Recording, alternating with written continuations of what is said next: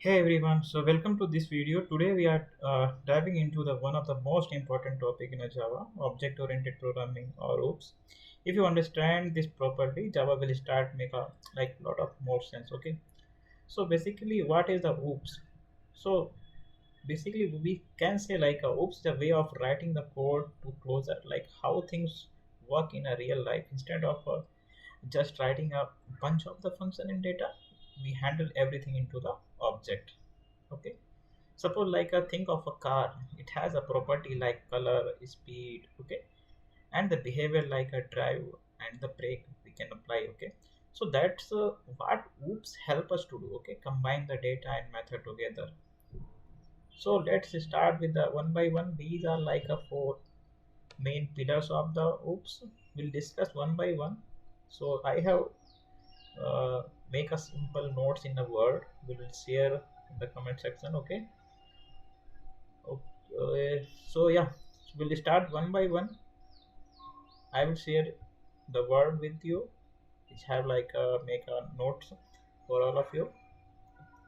So yeah, we'll start with the encapsulation. So basically, wrapping of data and keeping it safe from the outside access. For example, we make a variable always private and use a getter and setter to control, like who can see or change them, just like looking your phone and giving access through the fingerprint.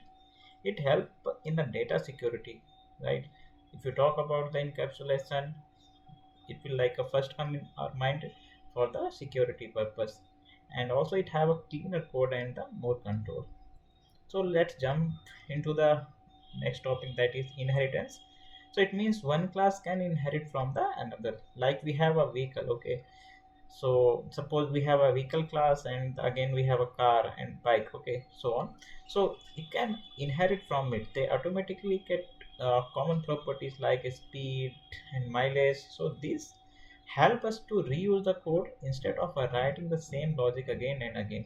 Hope you like understanding what I'm saying. Okay, we'll go one by one with a coding example, so that will make our sense more clearly, like how we can implement all these theoretical concept to our coding. Okay, and the third one is like a polymorphism. So this means this can have a many forms in Java. This happen in a two ways: compile time and the runtime. So compile time polymorphism in the method of overloading, same method name but again a different parameter. And the runtime polymorphism is the method overriding same method but redefine a child class. Okay, so let's jump into the last one, that is abstraction. And finally, abstraction means hiding the complex detail and showing only the what we needed. Think of the washing machine. Okay, hope you are all using the washing machine in your day-to-day life, right? So you, when you press a button to start, but you don't know like how a motor or water system work internally. So in Java, we achieve the abstraction using the abstract class and the interface. So we'll start the one by one all of the example.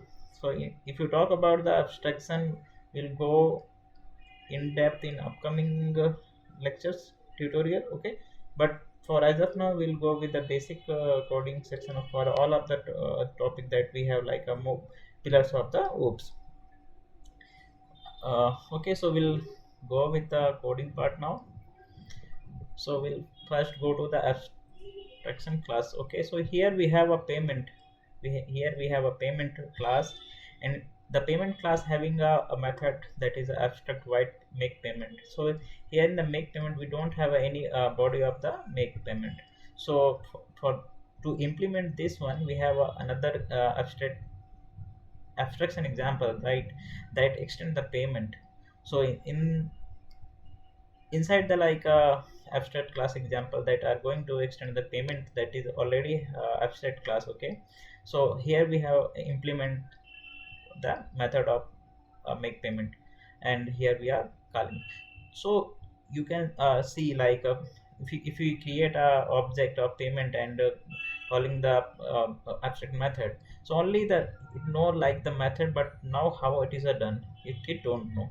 So you can just simply write this example in front of the interview to explain the abstraction example. Okay, let's go to the encapsulation. So I have created one more example for the encapsulation. Suppose we have a class bank account. Here the program having a deposit and withdraw, and again we have a method get balance, right? So here you can see like a balance that is like a always be hidden from the outside. Nobody want to see your balance, right?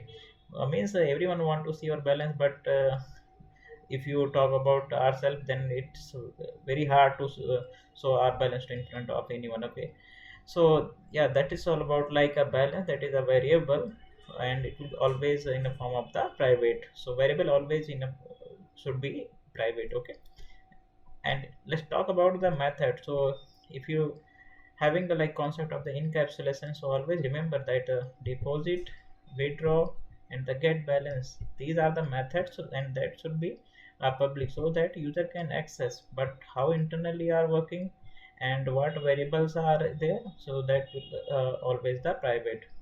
So this is like all about the bank account, which are example of the encapsulation. Okay, then we have a second third one, right? Third one, polymorphism. Will We can achieve the polymorphism by the two ways. First one is the compile time polymorphism, and again the runtime. So in the compile time polymorphism, we already know, right? It have a same method name with a different argument, so that we can like suppose we have add here and we want to add a double argument also. So there's no any problem in a Java. We have a concept of the compile time polymorphism. Here we have added the double value as well. Okay, so go to with the runtime polymorphism. Again we have a animal class, and make sound is the like a simple method. We have defined like not defined, we have implemented the make sound method here. One class again extending the animals here with the same method name. We have implementing with other in like other ways, right? So this is like all about the runtime polymorphism. Here we are calling the particular runtime polymorphism example and creating the object. Again we have the parent channel reference, and if we creating a object of runtime polymorphism example and calling the make sound to the called dog version at a runtime. Okay, let's jump into the last pillar of the oops concept, that is the inheritance. So in the inheritance, how it is a work, we already discussed in theoretical part in previous like same video. So what here we can see the employee, we have a work method, and again we have a manage.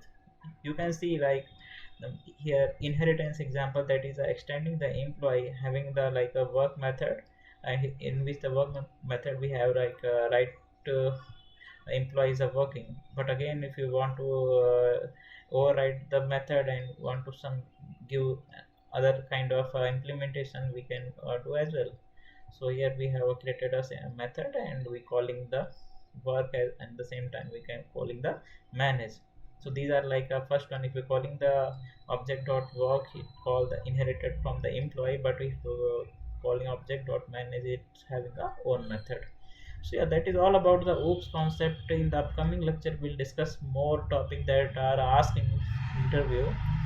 So yeah, hope you guys understand the basic concept of the oops. With the example, you can just make a note of the simple example for your like upcoming interview. So yeah, that is all about the oops. Thank you so much.